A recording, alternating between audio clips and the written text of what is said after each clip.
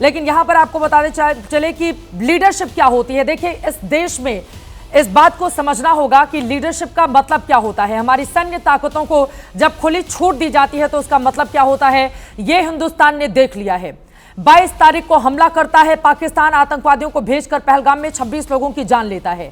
23 तारीख को नरेंद्र मोदी वापस आते हैं अपने दौरे को छोटे करके सऊदी अरब से।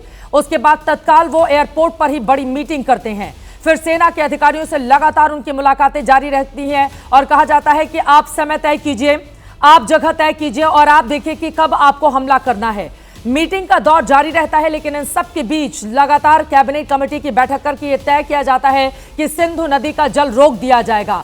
और भी कई बड़े फैसले अटारी वाघा बॉर्डर को लेकर किए जाते हैं। तत्काल सभी पाकिस्तानियों को कहा जाता है अपने अपने देश जाओ, हिंदुस्तान की जमीन पर कोई नहीं रहेगा। और इस तरह के कड़े और बड़े फैसले हिंदुस्तान की ओर से लिए जाते हैं। 15 दिन तक हम सब इंतजार करते हैं कि बदला कब लेंगे, आतंकवादियों को मारेंगे कब घर में घुसकर। उस दिन का देश इंतजार कर रहा होता है।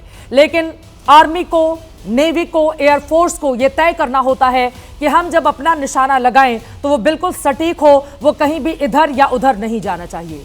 हमारी सेना ने वही तय किया जैसा कि प्राइम मिनिस्टर की ओर से भी उन्हें कहा गया था खुली छूट देने के दौरान। और हमारी सेना की ओर से पूरी तरह से यह तय किया गया कि पाकिस्तानी आवाम को नुकसान किए बगैर हम सीधे आतंकवादी ठिकानों को डिस्ट्रॉय करेंगे। और 15 दिन के बाद भारत की ओर से पाकिस्तान में घुसकर उसके 9 आतंकवादी ठिकानों को, 9 आतंकवादी अड्डे को मार गिराया जाता है। 100 से ज्यादा आतंकवादियों को दफन कर दिया जाता है।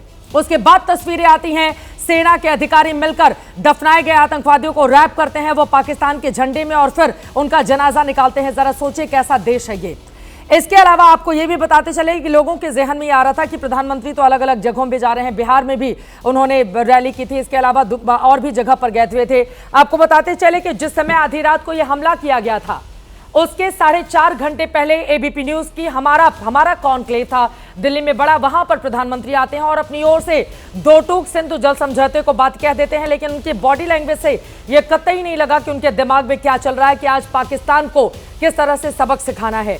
लगातार उनके अलग अलग कार्यक्रम जारी रखे जाते हैं और इस तरह से आतंकवाद विरोधी कार्रवाई को एक तरफ फोकस किया जाता है और दूसरी तरफ यह भी कि कानो कान किसी को खबर नहीं मिले।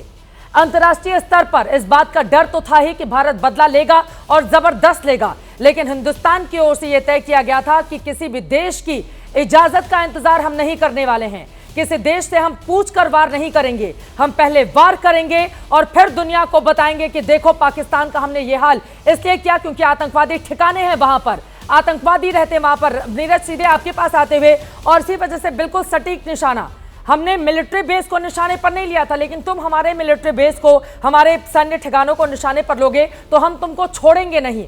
और इसी वजह से उसके कई ठिकाने हमने पूरी तरह से बीती रात ध्वस्त कर दिए। नीरज, बिल्कुल चित्रा, बिल्कुल ठीक कहा आपने। अमेरिका को भी इस बात पर का जरा भी इल्म नहीं था कि भारत इतनी बड़ी कार्रवाई पाकिस्तान के खिलाफ कर सकता है। याद कीजिए वहां के जो वाइस प्रेसिडेंट है जेडी वेंस, जो कुछ दिन पहले भारत आए थे, राजधानी दिल्ली आए।